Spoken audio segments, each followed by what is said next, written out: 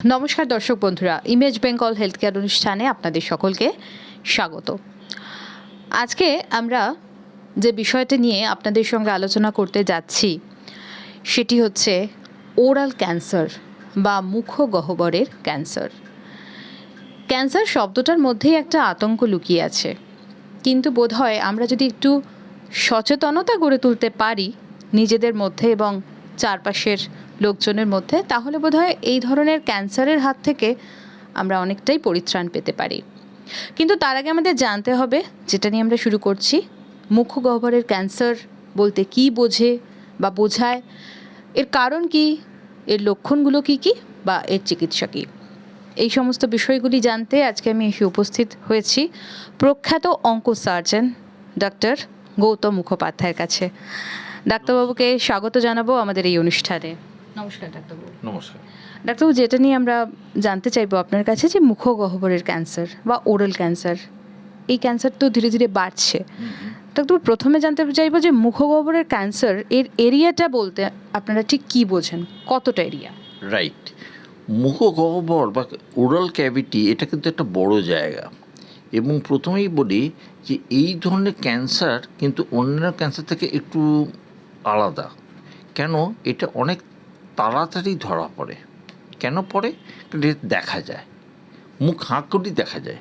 আর যদি আমি আয়নার সামনে দাঁড়িয়ে মুখটা হাঁ করি, তাহলে কিন্তু দেখতে পাবো আমার মুখগহ্বরটা, এবং কোনো রকম কিছু কালার চেঞ্জ আছে, কোনো আলসার আছে বা কিছু, এটা দেখা যায়। মুখগহ্বর বা ওরাল ক্যাভিটি কিন্তু একটা বড় জায়গা। এটা শুরু হয় এই লিপ দিয়ে, ঠোঁট দিয়ে শুরু হয়। এর ভেতর দিয়ে গেলে আমরা দুদিকে যে গাল পাই ওটাকে বলে বাক্কাল মিউকোসা। এই যে হাড়টা যেটা বলি এটাকে বলে ম্যান্ডিবল, বা আমরা বলি অ্যালভিওলাস। তারপর যে মিউকোসা থাকে অ্যালভিওলাস। এছাড়া তার ভেতরে আছে ফ্লোর মাউথ, জিভের নিচের অংশটা। তারপর আছে জিভ। জিভের দুভাগ আছে, একটা হচ্ছে অ্যান্টেরিয়র 2/3, একটা হচ্ছে পস্টেরিয়র 1/3। তার মধ্যে অ্যান্টেরিয়র 2/3 সামনের অংশটা কিন্তু ওরাল ক্যাভিটির অংশ বলে ধরা হয়। এবার উপরে যাই, উপরে হচ্ছে তালু। তাতে আছে হার্ড প্যাডেট এবং সফট প্যাডেট। হার্ড প্যাডের সামনে মানে যেটা শক্ত তালু, সেটা ওরাল ক্যাভিটির মধ্যে, কিন্তু নরম তালু কিন্তু ওরাল ক্যাভিটির পেছনে।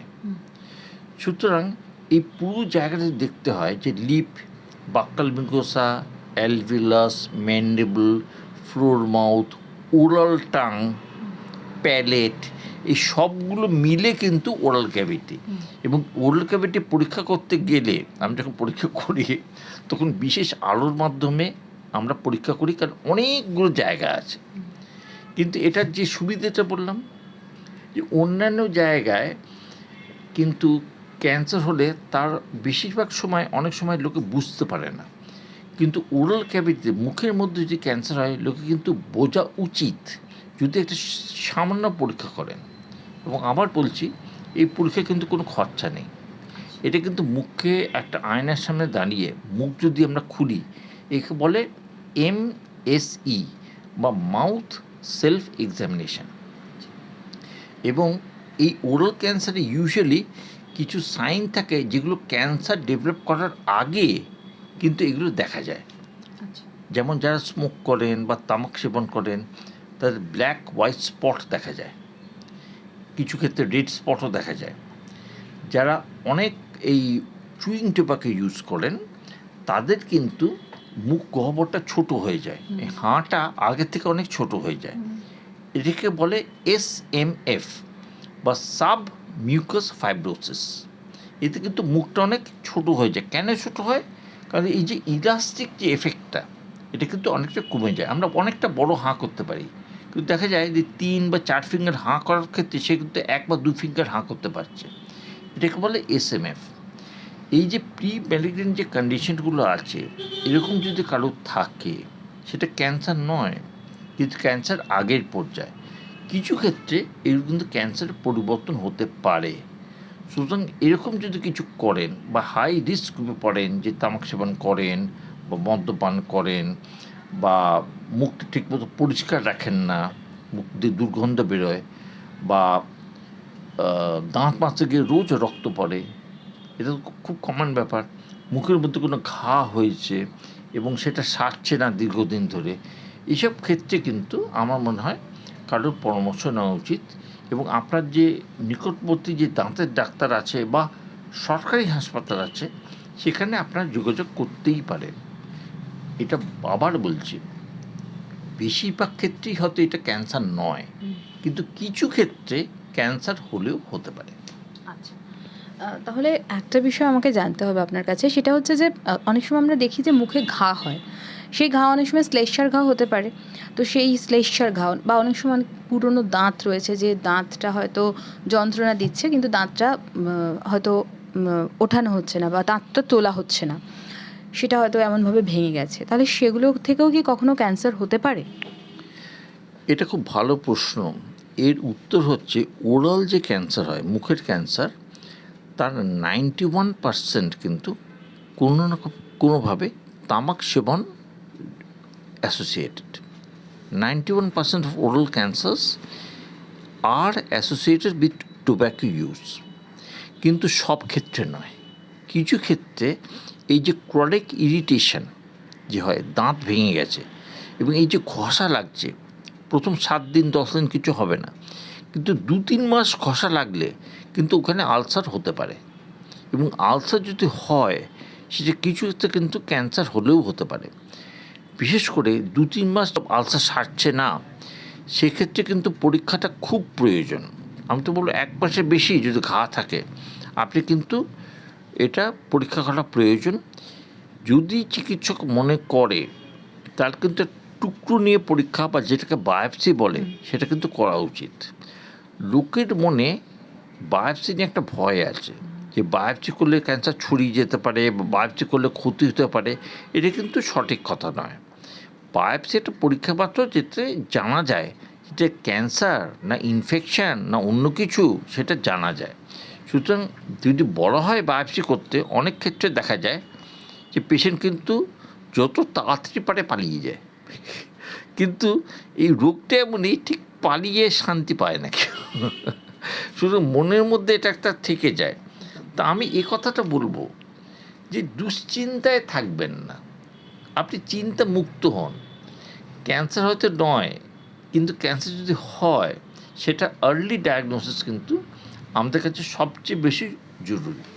আচ্ছা, একটু এবারে একটু তাহলে চিকিৎসার প্রসঙ্গে আসি, যে যাদের ওরাল ক্যান্সার হয় তাদের চিকিৎসার ধাপগুলো বা পর্যায়গুলো কী কী? সাধারণভাবে ওরাল ক্যান্সার যদি হয়, আমরা প্রথমে সেটাকে স্টেজ করি, যে কোন পর্যায়ে সেটা আছে। আমাদের 4টে স্টেজ আছে, 1, 2, 3 আর 4। তো 1 আর 2 আমরা আর্লি ধরি, আর 3 আর 4টা একটু লেট ধরি আমরা। তো 1 আর 2 স্টেজে সাধারণত অপারেশনে ট্রিটমেন্ট হয়, এবং বেশি একটু অ্যাডভান্স হলেও যদি করা যায়, যদি ছড়িয়ে না গিয়ে থাকে, তাহলে কিন্তু অপারেশনই করা হয় প্রথমে। এবং এটা ছড়ায় মূলত হচ্ছে গলার নোটসে, নেক নোটস, এখানে ছড়ায়। কিছু ক্ষেত্রে, রেয়ার ক্ষেত্রে যদি ট্রিটমেন্ট হলো না, সেগুলো কিন্তু লাঙে ছড়ায়, কিন্তু সেটা অনেক কম, বেশি নয়।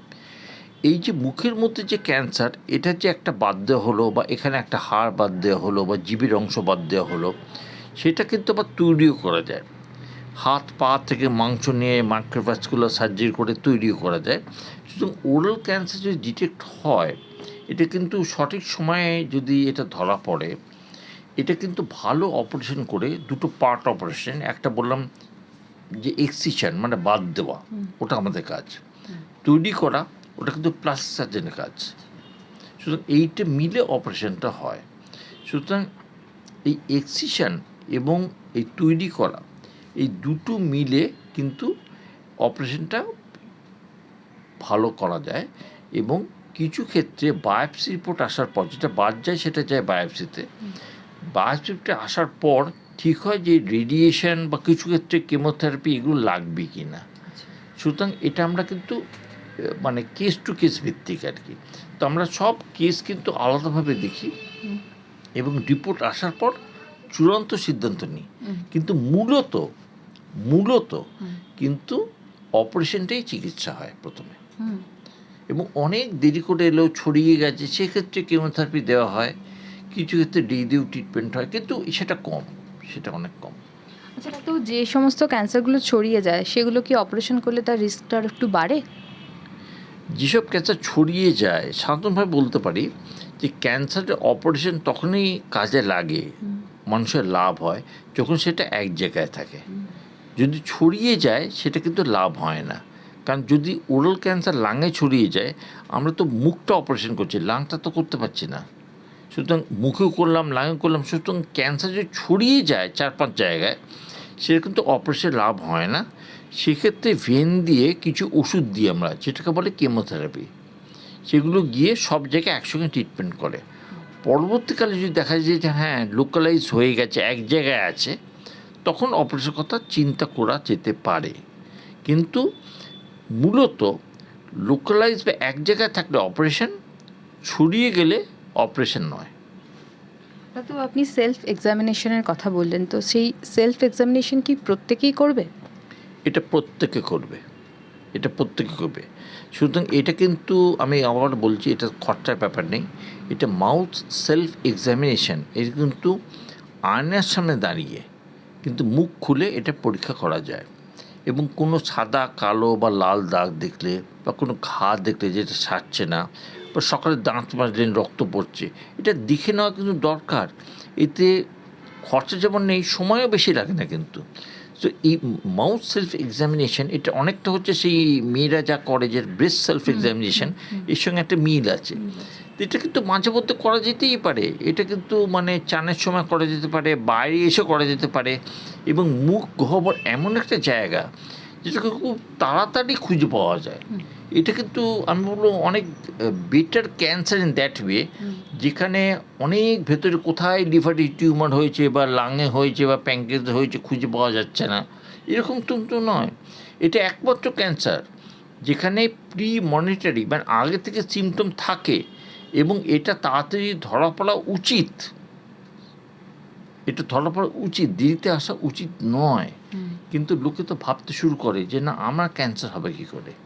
কিন্তু যদি সব কিছু চিন্তা করা হয়, অনেকেই কিন্তু এই হাই রিস্ক পড়ে, অনেকেই পড়ে। না, তো আপনি তো বলেই দিয়েছেন যে 91% হচ্ছে তামাক সেবনের জন্য হয় ওরাল ক্যান্সার। কিন্তু এর প্রতিরোধটা তাহলে আমাদের কি? অ্যাকচুয়ালি তামাক সেবন না করাই ভালো, সেটা যে ফর্মে হোক। সেই গুঁড়োকুদির দাঁত মাজা বা মুখে রাখা বা স্মোকিং, এর থেকে দূরে থাকাই ভালো। এটা কিন্তু লোকের বোঝা প্রয়োজন।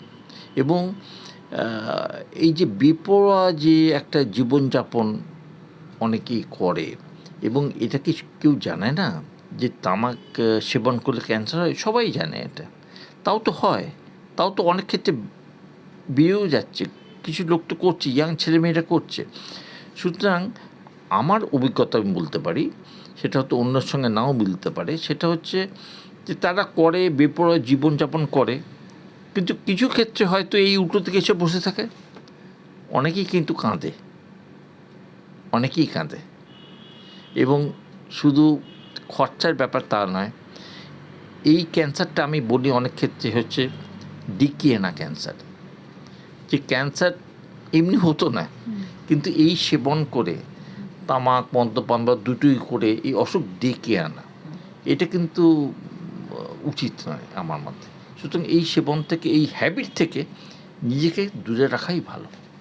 আর পাশাপাশি ওরাল হাইজিন কিভাবে মেনটেন করতে হবে? আচ্ছা, ওরাল হাইজিন মেনটেন করতে গেলে আমার মনে হয় মুখটা পরিষ্কার রাখা প্রয়োজন।